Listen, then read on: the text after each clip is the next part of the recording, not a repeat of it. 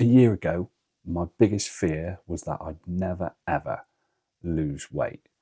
I tried so many times before, I've had some successes, only to put it all back on again.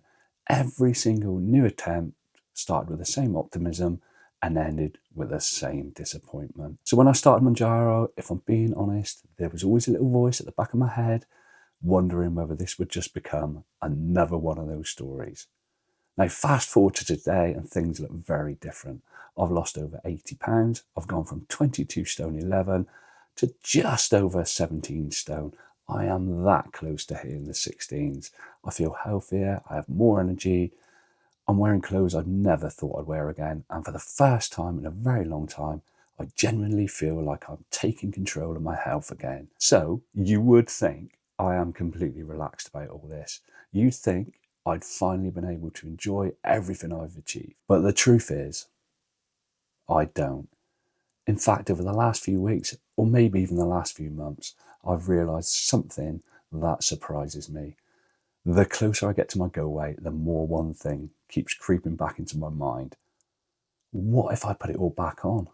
Not next week, not next month, but over the next few years. Because if you're being honest and you've spent years trying to lose weight, regaining it and starting all over again, it's very difficult to silence that voice in your head that says, what if history repeats itself? And I think we need to talk about that. We celebrate losing weight, we celebrate the milestones, and rightly so. But hardly anyone ever talks about what happens mentally when you get close to that finish line. So today I want to have an honest conversation about something I think a lot of people experience, but very, very few people actually admit to: the fear of regain. And the real reason this fear seems so real to me and many others is because it's not our first journey. We've lost weight before. We've done diets before. I've had the moments that I've had now where the scales are going down, my clothes are fitting better, people have started noticing, giving me compliments, and I've genuinely thought, yes, I've cracked it. And then life starts happening, doesn't it? The little habits creep back in. One bad week became two. One takeaway became a weekend of absolute poor choices. I stopped going to the gym or I stopped riding the bike. The weight starts creeping back on. And let's be honest, at first it's only a couple of pounds. You just put it to the back of your mind, it's not a problem. It's only a couple of pounds. And then it's £5. And then it's £10. And literally before I knew it, I've regained everything I've worked so hard to lose, and sometimes even more. Those experiences, time and time again, will leave a mark. They change the way you think. Even when everything is going so well, as it is on this Mounjaro weight loss journey, part of your brain keeps reminding you, you've done this before, this has happened before. What if history repeats itself? And that's why the fear of regain isn't irrational. It's based on your real life experiences. It's based on your real life disappointment. It's based on remembering how hard it was to start all over again. And I think that's a fear a lot of us carry, whether we're prepared to admit it or not. So if you've ever found yourself worrying that the weight might come back, it doesn't mean you're weak or that you don't trust yourself. It often just means you've been through this before and you never want to go back there again. And do you know the things that trigger my anxieties now? It's not the one big thing that creates the fear of regain. It's the everyday small moments, things that most people probably wouldn't even think twice about. For me, one of the biggest triggers is seeing the scales go up. And if you've watched some of my videos from a few months back, you will see I was stuck in a stall, I was stuck on a plateau, my weight was going up, it was coming down, it was going up. I was stuck in a sort of vicious circle. And when it goes up, it might only be a pound. But my brain doesn't think, oh, that's okay, that's normal. It thinks, here we go again, this is how it started last time. Holidays, exactly the same. You're going to let your hair down. You're going to kick off and enjoy some of the foods that you perhaps wouldn't enjoy on a day-to-day basis while you're trying to be healthy or on a weight loss journey. And I used to love going away without even thinking about what I was eating. I'd love going to America on holiday, and you know and I know that when you go to America, the food portions are huge. And that was the dream for me. But now, even before I pack my suitcase, I'm thinking, how much weight will I come back with? How much heavier will I be when I come back? And it's the same when I go out for dinner.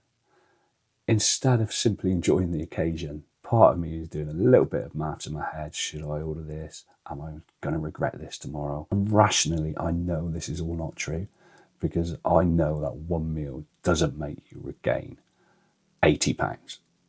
One missed workout doesn't undo months of progress. But fear isn't always rational, is it? It can be emotional, and it's based on everything that's happened before. And quite often I catch myself thinking, I've been here before, haven't I? This is how it started last time. And before I know it, everything starts turning and whirring over something that's completely normal to any other person. And that is the biggest fear of all. It's not putting on 1 or 2 pounds. It's when that £1 becomes £20. And then I'll wake up in 12 months' time. I'm still posting videos on YouTube, but I've just got bigger and bigger and heavier and heavier. And that's the battle that goes on inside my head when it comes to the fear of regain. So what's happened to my mindset then? A year ago, all I used to think about was that one thing, and that was losing weight. Every week I was desperate for the scales to go down. Every pound felt like an absolute victory. As I am now, I was desperate to reach that goal weight, and I'm currently £15 away from that goal weight now. And in my head, I'm thinking once I get to that goal weight, I'm going to be able to relax. But I've actually realised something, and reaching your goal weight doesn't mean you can stop thinking about your weight. In some ways, it may actually mean you've got to think about it even more. And the difference is your mindset needs to change completely. Because a year ago, I was chasing progress. Today, I'm trying to protect that progress. I don't always wake up thinking, how much am I going to lose this week? I wake up thinking, how do I lose everything that I've worked so hard to achieve? And it's a completely different way of thinking. And although I'm still looking at that milestone, that goal weight, I'm looking years ahead. I'm looking 5 years in advance. Will I still have these habits? Will I still be making good choices? Will I still recognise the person that I've become? Because I don't want this year, this last 12 months to be the year, the 12 months when I lost £80. I want it to be a moment in my life when things genuinely change for me. And for me, that feels like a much bigger challenge than getting to a number on the scales. And I think this is a part of the journey people don't really prepare you for. Everyone talks about losing weight, and very few people talk about the fear of regain. Because as I'm learning now, as I approach that finish line, it's not really a finish line at all, is it? It's the beginning of a new chapter. One thing losing weight has done is make me realise that looking after yourself isn't just about a number on the scales. And as my confidence has grown, I've started tackling other things I put off for years. And hair loss was one of those.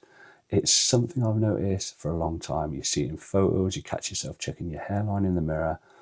And although I never really talked about it, it definitely affected my confidence. Rather than just accepting it, I decided it was finally time to do something about it.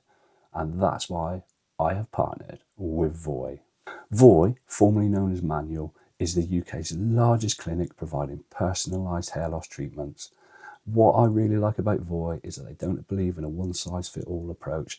They offer over 30 different treatment combinations and offer a simple online assessment, and your treatment plan is tailored to you.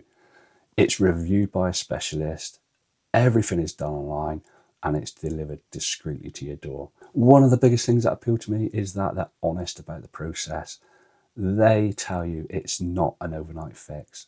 Hair loss treatment takes time, with improvements typically becoming visible over months and months. And the biggest changes can often take up to a year. And if I'm honest, I'd much rather hear realistic expectations rather than unrealistic promises. If you're in a similar position and you're thinking about doing something about your own hair, I definitely recommend taking Voy's free online assessment. It only takes a few minutes and gives you a personalised recommendation based on your situation. I'm only at the beginning of my journey, so I'm not making any big claims today. But just like I have with my weight loss, I'll be sharing honest updates over the coming months so you can see exactly how I get on. If you're interested in finding out more about Voy hair loss treatments, there's a link in the description and you'll also get a discount off your order. Now, let's get back into why I feel things are going to be different this time. Because the biggest difference for me this time is I'm no longer relying on motivation. Motivation is brilliant when it's there, but we've all experienced what happens when it disappears. And if your success depends on feeling motivated every single day, eventually the chances are you will become unstuck. This time I'm trying my best, trying my hardest to build routines, things I can keep doing whether I like it or not, trying to eat well as often as I can, trying to stay as active as I possibly can, getting myself into the gym, doing those workouts because I know they make a difference. I'm weighing myself regularly, not as regularly as I was before when I used to weigh twice a day. I'm trying to weigh twice a week. And if I can see those problems, if I can identify those problems, I can catch them early instead of pretending they're not happening. I've also got to realise that maintaining weight, losing weight isn't a straight line. Some weeks it's going to go down, some weeks it's going to go up, some weeks it's going to stay the same. Some weeks it may disappoint, and some weeks you're going to be over the moon. If it goes up, it doesn't mean I'm automatically going to be failing. It just means I'm a human. And I think staying accountable is another huge part of it. And that's one of the reasons I like to make these videos, because it gives me accountability. This channel's always been about being honest. It's always been about telling you exactly how it's happening, telling you exactly how I feel at that given moment when I stick the camera in front of me and I start filming. And these videos also remind me what's at stake, what I'm trying to achieve and where I'm trying to get to. Me to sit here in 2 months' time, film a YouTube video, and I've put on 2 stone, £28, like that. How embarrassing would that be for me as Man Does Midlife, the man with a YouTube channel about losing weight, midlife health, midlife wellness, and all that kind of stuff. So once I get to that goal weight, it's going to be about trying to maintain and be that person that I want to be 5 years from now. So if you've watched this video and you find yourself nodding along, let me know down below in the comments. I'd genuinely like to know whether you've experienced the same fear. Is the fear of regain something you think about? Or have you reached a point where you've managed to move past it? You're happily sailing along in maintenance without a care in the world. You put £2 on, you take £2 off. I think it's so important to have these conversations because in my head, I feel I'm not the only one thinking this way. And judging by the messages and comments I've received, I don't think I am. If you're watching this video at the very beginning of your journey, don't let this video put you off. In fact, I want it to do the opposite. A year ago, I was worried I would never lose weight. And today I'm talking about how close I am to goal and how worried I am about keeping it off. And that's got to be a much better problem to have, albeit it does cause me anxiety. If anything, it should be giving you hope that this journey really can change your life. And this fear's got to exist for a reason, hasn't it?